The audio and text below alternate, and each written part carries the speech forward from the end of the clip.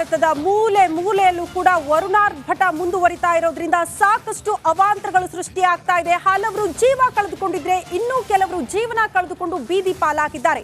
ಜನರ ನರಳಾಟ, ಜನರ ಪರದಾಟ, ಸದ್ಯ ಮಳೆಯಿಂದ ಆಗಿರುವಂತಹ ಅನಾಹುತಗಳು, ಪ್ರವಾಹದ ಪರಿಸ್ಥಿತಿಯನ್ನ ಜನ ಎದುರಿಸುತ್ತಿದ್ದಾರೆ. ಕರ್ನಾಟಕ, ಕೇರಳ, ಹಿಮಾಚಲದಲ್ಲೂ ಕೂಡ ಹಲ್ಚಲ್ ಮಳೆಯಿಂದಾಗಿ ಮಳೆಯ ಮರಣ ಮೃದಂಗಕ್ಕೆ ನಲುಗಿ ಬಿಟ್ಟಿದ್ದಾರೆ ಜನ. ಜೀವ ಉಳಿಸಿಕೊಳ್ಳೋದಕ್ಕೆ ಹೋರಾಡ್ತಿದ್ದಾರೆ ಕೆಲವರು. ನದಿಗಳ ನೆರೆಯಿಂದ ನಡು ಗಡ್ಡೆಗಳಾಗ್ಬಿಟ್ಟಿದೆ ಹಲವು ಊರು. ಮನೆಯೊಳಗಡೆ ನೀರು, ಜನರಿಗೆ ಸಿಗ್ತಾ ಇಲ್ಲ ಸೂರು. ರಿಪಬ್ಲಿಕ್ ಕನ್ನಡದಲ್ಲಿ ಮುಳುಗಿದವರ ಕಣ್ಣೀರ ಕಥೆಗಳನ್ನ ನಿಮ್ಮ ಮುಂದೆ ಇಡ್ತಾ ಹೋಗ್ತೀವಿ. ಕಾರಣ ಒಂದು ಮಳೆ, ಪ್ರವಾಹದ ಪರಿಸ್ಥಿತಿ, ಜನ ಬದುಕು ಕಳೆದುಕೊಂಡಿದ್ದಾರೆ, ಜೀವ ಉಳಿಸ್ಕೊಳ್ಳೋದಕ್ಕೆ ಹೋರಾಡ್ತಿದ್ದಾರೆ. ವಾಪಸ್ ಜೀವನ ಕಟ್ಕೊಳ್ಳೋದು ಹೇಗೆ ಅಂತ ಜನ ಚಿಂತೆ ಮಾಡಬೇಕಾದಂತಹ ಪರಿಸ್ಥಿತಿ. ಈಗ ದೃಶ್ಯ ನಾವು ಗಮನಿಸ್ತಾ ಇರೋದು ಹಿಮಾಚಲ ಪ್ರದೇಶದಲ್ಲಿ.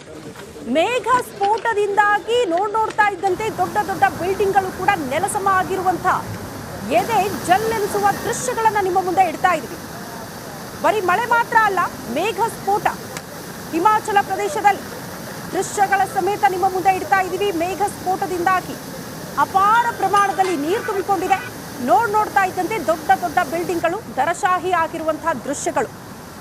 ಸೊ ಅಲ್ಲೂ ಕೂಡ ಜನರ ಪರದಾಟ, ಆತಂಕದ ವಾತಾವರಣ. ಯಾವ ಕ್ಷಣದಲ್ಲಿ ಎಲ್ಲಿ ಏನಾಗುತ್ತೋ ಅನ್ನುವಂತಹ ಭಯ ಜನರನ್ನ ಆವರಿಸ್ಕೊಂಡ್ಬಿಟ್ಟಿದೆ. ನಾನು ಅದಕ್ಕೆ ಹೇಳ್ತಾ ಇದ್ದು, ಬರೀ ಕೇರಳ, ಕರ್ನಾಟಕ ಮಾತ್ರ ಅಲ್ಲ, ಭಾರತದ ಬಹುತೇಕ ರಾಜ್ಯಗಳಲ್ಲೂ ಕೂಡ ಮಳೆಯ ಆರ್ಭಟ ಮಿತಿ ಮೀರಿಬಿಟ್ಟಿದೆ. ಮಹಾರಾಷ್ಟ್ರ, ಉತ್ತರ ಪ್ರದೇಶ, ಹಿಮಾಚಲ ಪ್ರದೇಶ, ಇಲ್ಲೆಲ್ಲ ಮಳೆಯ ಆರ್ಭಟ ಹೆಚ್ಚಾಗಿದ್ದು ಜನ ಆತಂಕದಲ್ಲಿದ್ದಾರೆ. ಮೂರು ದೃಶ್ಯಗಳನ್ನ ನಿಮ್ಮ ಮುಂದೆ ಇಡ್ತಾ ಇದ್ವಿ. ನಮ್ಮ ರಾಜ್ಯದ ಮಂಗಳೂರಿನ ಪರಿಸ್ಥಿತಿ, ಮಳೆಯಿಂದಾಗಿ ಎಲ್ಲೆಲ್ಲೂ ನೀರೋ ನೀರು ಅನ್ನುವಂತಹ ಪರಿಸ್ಥಿತಿ. ಮತ್ತೊಂದು ಕಡೆ ಕೇರಳದ ವಯನಾಡಿನಲ್ಲಿ ಹಿಂದೆಂದು ಕಂಡು ಕೇಳರಿಯದ ಅತ್ಯಂತ ದೊಡ್ಡ ದುರಂತಕ್ಕೆ ವಯನಾಡು ಸಾಕ್ಷಿ ಆಗೋಯಿತು. 282 ಜನ ಜೀವ ಕಳೆದುಕೊಂಡ್ರು, ಇನ್ನೂ ಹಲವರು ಸಿಲುಕಾಕಿಕೊಂಡಿದ್ದಾರೆ. ಆ ಮೃತದೇಹಗಳನ್ನು ಹೊರತೆಗೆಯುವ ಕೆಲಸ ಆಗ್ತಾ ಇದೆ.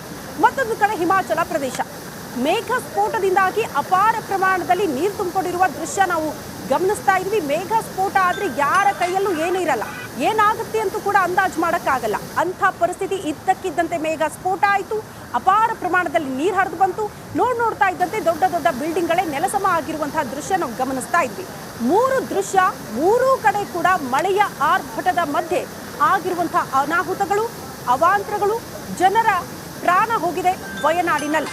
ಒಬ್ರಲ್ಲ ಇಬ್ರಲ್ಲ, ಬರೋಬ್ಬರಿ 282 ಮೃತದೇಹ ಈಗ ಹೊರತೆಗೆದಿರೋದು. ಬಟ್ ಇನ್ನೂ ಕೂಡ ಸಂಖ್ಯೆ ದೊಡ್ಡದಾಗಬಹುದು ಅಂತ. ಹಿಮಾಚಲ ಪ್ರದೇಶದ ದೃಶ್ಯ ನಾನು ಆಗ್ಲೇ ಹೇಳ್ತಾ ಇದ್ದೆ. ಮೇಘ ಸ್ಫೋಟದಿಂದ ಅಲ್ಲಿ ನೋಡ್ತಾ ಇದ್ದಂತೆ ಬಿಲ್ಡಿಂಗ್ಗಳು ಕುಸಿದು ಬಿದ್ದಿರೋದು, ಧರೆಶಾಹಿ ಆಗಿರೋದು, ಆ ದೃಶ್ಯ ನಾವು ಗಮನಿಸ್ತಾ ಇದ್ದೀವಿ. ಎಂಥವರ ಎದೆ ಕೂಡ ಜಲ್ಲೆನಿಸುವ ದೃಶ್ಯ ಇದು. ಮಾರ್ಕ್ ಮಾಡಿ ತೋರಿಸ್ತಾ ಇದ್ದೀವಿ. ಕಣ್ಮುಚ್ಚಿ ಕಣ್ ಬಿಡೋದ್ರೊಳಗಡೆ ಮೇಘ ಸ್ಫೋಟದಿಂದ ಆಗಿರುವಂತ ಅನಾಹುತದ ದೃಶ್ಯ ಇದು.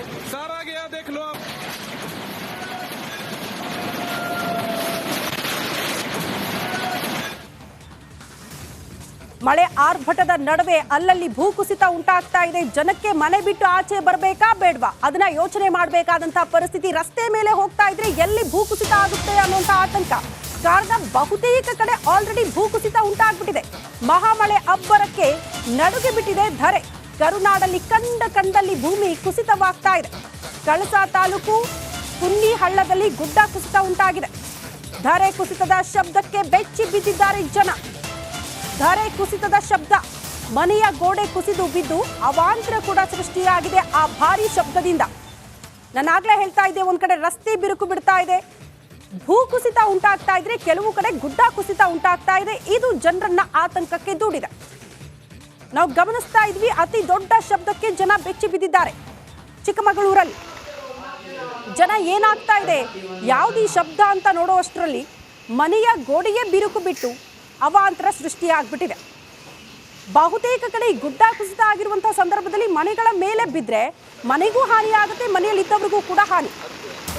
ಭಾರತದ ಮೂಲೆ ಮೂಲೆಯಲ್ಲೂ ಕೂಡ ವರುಣಾರ್ಭಟ ಮುಂದುವರಿತಾ ಇರೋದ್ರಿಂದ ಸಾಕಷ್ಟು ಅವಾಂತರಗಳು ಸೃಷ್ಟಿಯಾಗ್ತಾ ಇದೆ. ಹಲವರು ಜೀವ ಕಳೆದುಕೊಂಡಿದ್ರೆ ಇನ್ನೂ ಕೆಲವರು ಜೀವನ ಕಳೆದುಕೊಂಡು ಬೀದಿ ಪಾಲಾಗಿದ್ದಾರೆ.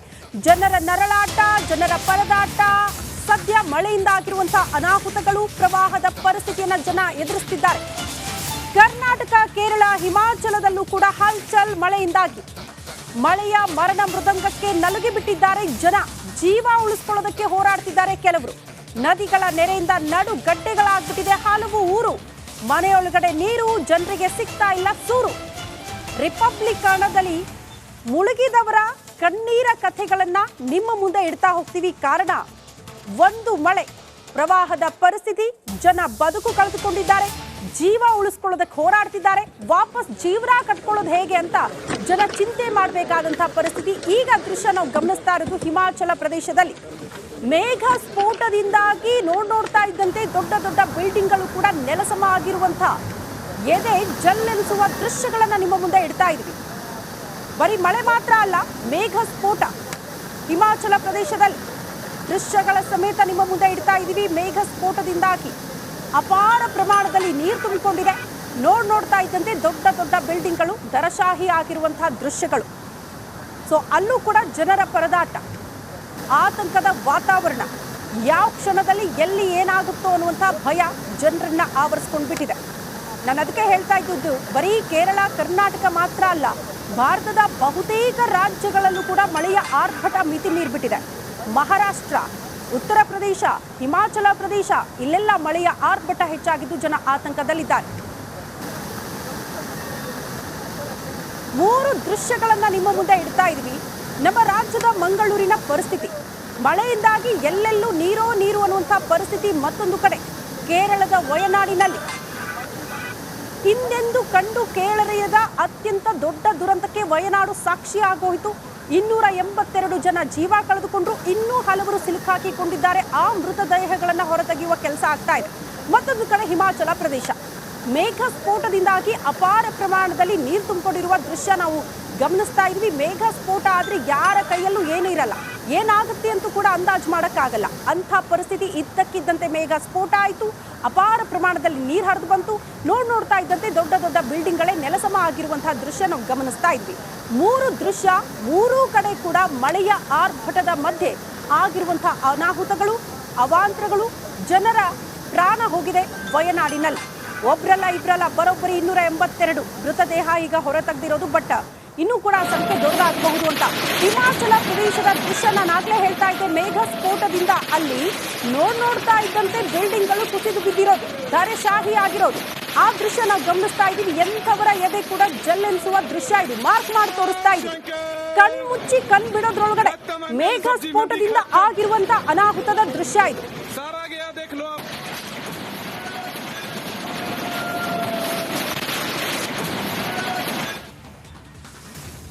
ಮಳೆ ಆರ್ಭಟದ ನಡುವೆ ಅಲ್ಲಲ್ಲಿ ಭೂಕುಸಿತ ಉಂಟಾಗ್ತಾ ಇದೆ. ಜನಕ್ಕೆ ಮನೆ ಬಿಟ್ಟು ಆಚೆ ಬರಬೇಕಾ ಬೇಡವಾ ಅದನ್ನ ಯೋಚನೆ ಮಾಡಬೇಕಾದಂತಹ ಪರಿಸ್ಥಿತಿ. ರಸ್ತೆ ಮೇಲೆ ಹೋಗ್ತಾ ಇದ್ರೆ ಎಲ್ಲಿ ಭೂಕುಸಿತ ಆಗುತ್ತೆ ಅನ್ನುವಂಥ ಆತಂಕ. ಕಾರಣ ಬಹುತೇಕ ಕಡೆ ಆಲ್ರೆಡಿ ಭೂಕುಸಿತ ಉಂಟಾಗ್ಬಿಟ್ಟಿದೆ. ಮಹಾಮಳೆ ಅಬ್ಬರಕ್ಕೆ ನಡುಗೆ ಬಿಟ್ಟಿದೆ ಧರೆ.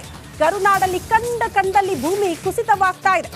ಕಳಸಾ ತಾಲೂಕು ಕುನ್ನಿ ಹಳ್ಳದಲ್ಲಿ ಗುಡ್ಡ ಕುಸಿತ ಉಂಟಾಗಿದೆ. ಧರೆ ಕುಸಿತದ ಶಬ್ದಕ್ಕೆ ಬೆಚ್ಚಿ ಬಿದ್ದಿದ್ದಾರೆ ಜನ. ಧರೆ ಕುಸಿತದ ಶಬ್ದ, ಮನೆಯ ಗೋಡೆ ಕುಸಿದು ಬಿದ್ದು ಅವಾಂತರ ಕೂಡ ಸೃಷ್ಟಿಯಾಗಿದೆ ಆ ಭಾರಿ ಶಬ್ದದಿಂದ. ನಾನಾಗ್ಲೇ ಹೇಳ್ತಾ ಇದ್ದೆ, ಒಂದ್ ಕಡೆ ರಸ್ತೆ ಬಿರುಕು ಬಿಡ್ತಾ ಇದೆ, ಭೂಕುಸಿತ ಉಂಟಾಗ್ತಾ ಇದ್ರೆ, ಕೆಲವು ಕಡೆ ಗುಡ್ಡ ಕುಸಿತ ಉಂಟಾಗ್ತಾ ಇದೆ. ಇದು ಜನರನ್ನ ಆತಂಕಕ್ಕೆ ದೂಡಿದೆ. ನಾವು ಗಮನಿಸ್ತಾ ಇದ್ವಿ, ಅತಿ ದೊಡ್ಡ ಶಬ್ದಕ್ಕೆ ಜನ ಬೆಚ್ಚಿ ಬಿದ್ದಿದ್ದಾರೆ. ಚಿಕ್ಕಮಗಳೂರಲ್ಲಿ ಜನ ಏನಾಗ್ತಾ ಇದೆ, ಯಾವುದೀ ಶಬ್ದ ಅಂತ ನೋಡುವಷ್ಟರಲ್ಲಿ ಮನೆಯ ಗೋಡೆಯೇ ಬಿರುಕು ಬಿಟ್ಟು ಅವಾಂತರ ಸೃಷ್ಟಿಯಾಗ್ಬಿಟ್ಟಿದೆ. ಬಹುತೇಕ ಕಡೆ ಗುಡ್ಡ ಕುಸಿತ ಆಗಿರುವಂತಹ ಸಂದರ್ಭದಲ್ಲಿ ಮನೆಗಳ ಮೇಲೆ ಬಿದ್ದರೆ ಮನೆಗೂ ಹಾನಿ ಆಗುತ್ತೆ, ಮನೆಯಲ್ಲಿದ್ದವರಿಗೂ ಕೂಡ ಹಾನಿ.